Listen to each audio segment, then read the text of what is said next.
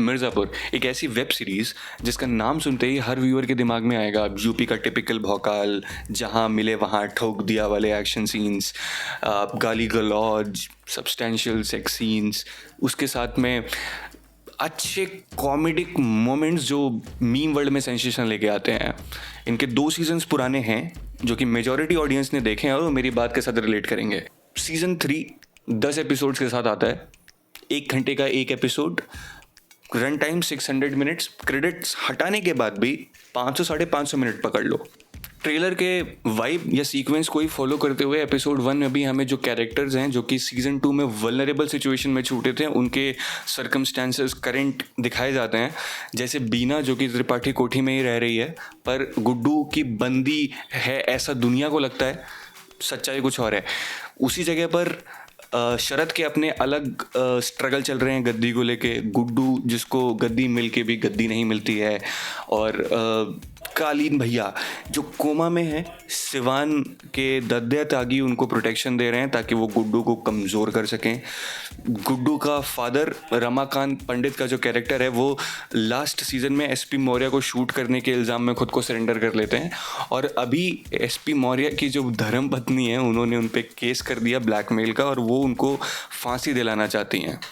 देख रहा है विनोद, हर जगह रिवेंज। इसी रिवेंज के साथ जो सीएम माधुरी का कैरेक्टर है, उनसे एक्सपेक्टेड था कि वो रिवेंज लेंगी, बट अपेरेंटली वो रिवेंज में इंटरेस्टेड नहीं है। वो चाहती हैं कि पूरा यूपी क्लीन हो, भयमुक्त यूपी हो, और इसके चलते वो सारे लोगों को मारना चाहती हैं, चाहे वो कोई भी गैंगस्टर क्यों ना हो, सबको ही मरेगा, किसी को मत छोड़ो। टाटाएं। शो देखते वक्त ऐसा लगा था कि जो सीएम का कैरेक्टर रहेगा वो मोरली करेक्ट इंसान को पोर्ट्रे करने की कोशिश की गई है, एक इंसान जो मोरली कुछ अच्छा करना चाहता है, कुछ सही करना चाहता है।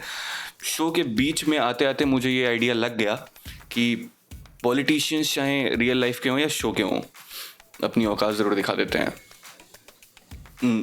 एडिटर नहीं, शो के ब्रूटल सीन्स या R-rated सीन्स जब आते हैं तो आपको काफ़ी एक्साइट करेंगे। उसके साथ में जब शो में इंटर रिलेशंस को एक्सप्लोर किया जाता है, वो भले रिलैक्स्ड हों कैरेक्टर्स के बीच में या वो टेंस्ड हों, बड़े इवेंट्स को टीज किया जाता है, एक व्यूअर की अटेंशन को ग्रैब करने की कोशिश की गई है जो कि साफ नज़र आता है, और ये एक अच्छी बात भी है। एक्टिंग परफॉर्मेंसेस की बात करें तो हमेशा की तरह अली फजल, श्वेता त्रिपाठी, जो गुड्डू पंडित और गजगामिनी गुप्ता के कैरेक्टर्स हैं, शाइन करते हैं। पर मेरे लिए पर्सनल हाईलाइट इस शो की एक्टिंग परफॉर्मेंस में रही विजयराज। मैं तुम्हारी बात कर रहा हूँ, मज़ा आ गया, लाजवाब, वेरी गुड। विजयराज का कैरेक्टर, विजयराज एक ऐसा कैरेक्टर है जो कि एक इंसान 2 लोगों को प्ले कर रहा है, और उसके घर वालों को भी ये चीज़ नहीं पता। उसके मेंटल स्टेट को बहुत अच्छा रिप्रेजेंट किया विजय ने, और उसके साथ साथ फेशियल एक्सप्रेशन जब आप विजयराज के देखेंगे तो आप उनके फ़ैन हो जाएंगे। एक सीन में तो आके क्या करा है भाई उसने, मैं तो बस सोच रहा था और मैं मेंटली डिस्टर्ब हो गया।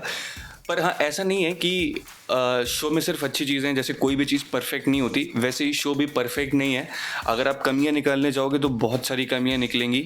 अगर मैं पॉइंट आउट करने पे आऊँ, इस सीज़न में मुझे कोई भी पहले दोनों सीजन्स के कंपैरिजन में जैसे कॉमिक सीन्स होते थे जिन पे मीम्स बनते थे या जो सीन आपको एक्चुअली हंसा के चले जाते थे, वैसा कोई भी सीन आपको मिलता नहीं, आपको मिसिंग लगता है।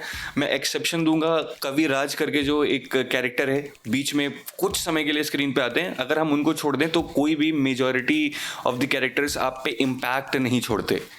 कॉमेडी वाइज या वॉयलेंस वाइज भी आप ले सकते हो, जो मिर्ज़ापुर का एक सिग्नेचर बेंचमार्क रहा है हर सीजन। जो रिलेशंस में टेंशन की मैंने बात की, वो भी एट टाइम स्ट्रेच लगता है, क्योंकि जब आप एक ही चीज़ को बार बार 10 घंटे के लिए बराबर करते जाओगे तो एक टाइम पे वो अपना सब्सटेंस लूज कर देगा और एक इंसान को देखने में भी बोरिंग लगने लगेगा, जो कि मेरे साथ पर्सनली हुआ। एक्टिंग परफॉर्मेंसेस जो कि पुराने 2 सीजन्स के हाईलाइट भी रह चुके हैं, वैसे कुछ नॉस्टैल्जिक कैरेक्टर इस सीजन में आके अपना पुराना वाला इम्पैक्ट छोड़ ही नहीं पाते। जेपी यादव, मैं तुम्हारी बात कर रहा हूँ। सो जेपी यादव एक कैरेक्टर जो कि प्रमोद पाठक प्ले करते हैं, जो कि सीज़न 1 और सीज़न 2 में एक बड़ी एक्टिंग हाईलाइट के तरह से आया था, जिसको कि आई मस्ट से लोगों ने बहुत पसंद भी किया था। मैंने पर्सनली खुद बहुत पसंद किया था वो कैरेक्टर। इस बार जब उसको इंट्रोड्यूस करते हैं तो ना तो उसको अच्छा स्क्रीन टाइम दिया, ना तो उसको अच्छे डायलॉग्स दिए। उस कैरेक्टर को हालांकि मेंशन बहुत बार किया इन लोगों ने, पर बिकॉज मे बी शायद उनका स्क्रीन टाइम कम था, मे बी शायद उनके डायलॉग्स कम थे, और उसी वजह से उनकी एक्टिंग में पावर भी नहीं दिखती, जिस वजह से उनका पुराना इम्पैक्ट नहीं मिला। जो सीजन 3 में नए कैरेक्टर्स हमें कहानी में इंट्रोड्यूस कराए जाते हैं, वो फेल हो जाते हैं कहानी को इंट्रीग करने से, वो फेल हो जाते हैं खुद के लिए भी एक इंटरेस्ट क्रिएट करने में। जैसे जहाँ पे हमें सीजन 2 में कुछ अच्छे कैरेक्टर्स जो कि इंट्रोड्यूस कराए गए थे, जैसे कि रॉबिन का कैरेक्टर, दद्या त्यागी का कैरेक्टर, और उनके साथ उनके दोनों बेटों का कैरेक्टर, वो क्या ही माहौल बना था उन्होंने इंट्रीग किया था एक ऑडियंस को, जो कि सीजन 3 में मेजरली मिसिंग है। लास्ट एपिसोड में भी आपको एक पोस्ट क्रेडिट सीन देखने को मिलता है, जिसके लिए आपको रुकना चाहिए, क्योंकि हो सकता है आपको आपका फैन फेवरेट कैरेक्टर दिख जाए वहां पर। अगर मिर्जापुर 3 का स्पॉइलर रिव्यू भी चाहिए तो कमेंट करके बताना, वरना कमेंट्स में मुझे मुन्ना भैया जिंदाबाद जरूर दिख जाना चाहिए। Rest in peace, good bye.